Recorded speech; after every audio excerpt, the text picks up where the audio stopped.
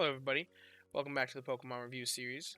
In this episode, we're going over quite the interesting Pokemon, which is the Toxicroak. Now, Toxicroak, kind of an interesting Pokemon. It's got the poison typing, which, as of right now, is a little bit of a oof of a typing since it doesn't have a favored berry island, but that could be changing eventually.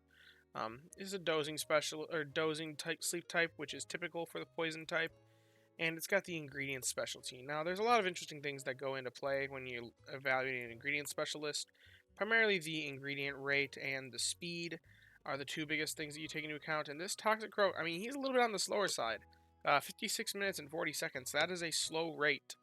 And 22.9% is a decently low, it's not low, but for a speed this high, or a frequency this high, speed that's slow, that ingredient rate is kind of on the lower end, so he's not really the best at producing ingredients, which is what his main job is to do.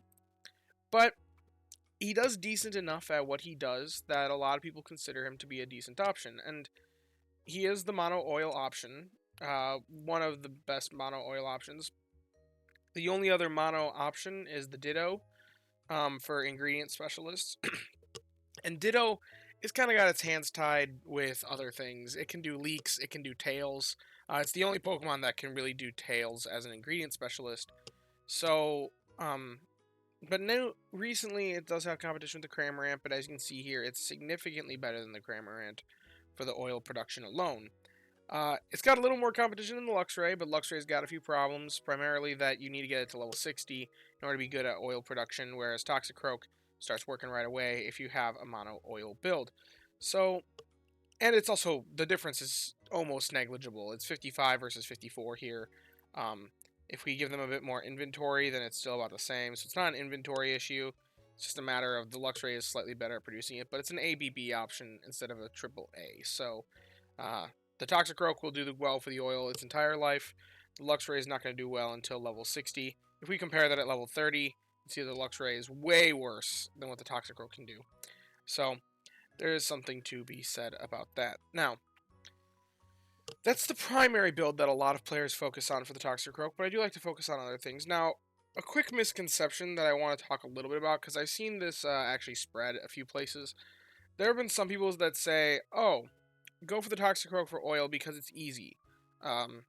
If you want a mono oil option, then it's only it's a well-known fact that at level 30, when you have two different ingredients, as it is for everyone, the one that is the same as the first slot is is weighted at 1 in 3 versus 2 in 3. So it's more likely you get this one than it is you get this one, which means that you have a 1 in 9 chance of getting the mono build. I've seen some players, and I don't know where they got this, but I've seen some players say that on Pokemon that have a spread like this, that don't have a C ingredient, that it's easier to get a mono list because the third slot is 50-50. The third slot's a coin flip, so it's only 1 in 6 versus 1 in 9. If you actually look into that, the Random X has output this really nice chart here for what the odds are.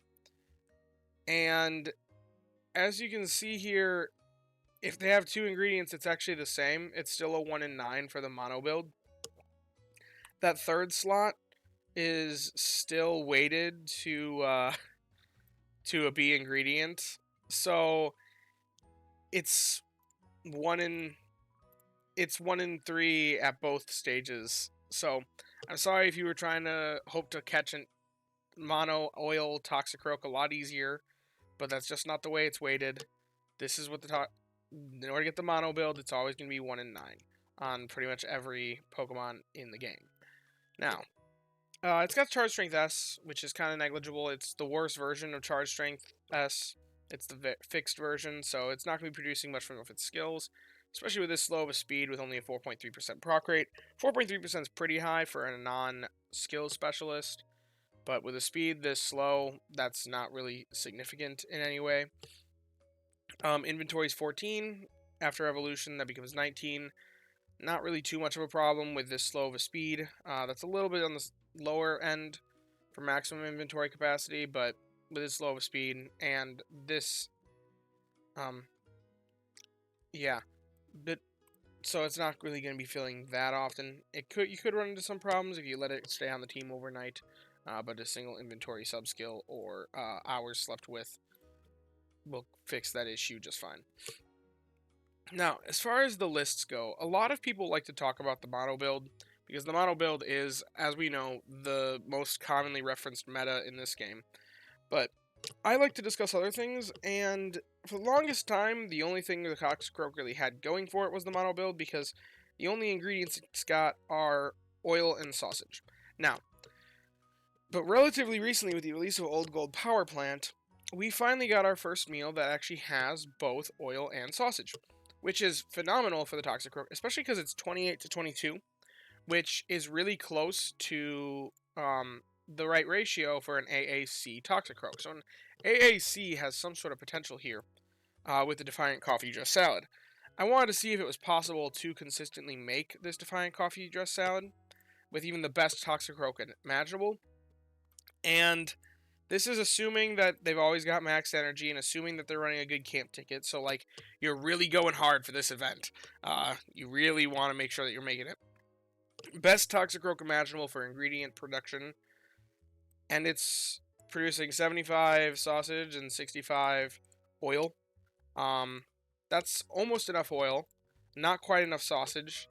So that looks kind of out of the picture. But, I mean, you could stockpile sausage if in advance if you're prepping for it. You could stockpile a little bit of oil in advance if you're prepping for it. Otherwise, running help bonus boosts these numbers further. Can add additional 25%. You easily cross those thresholds if you have the help bonus Pokemon boosting the Toxicroak up.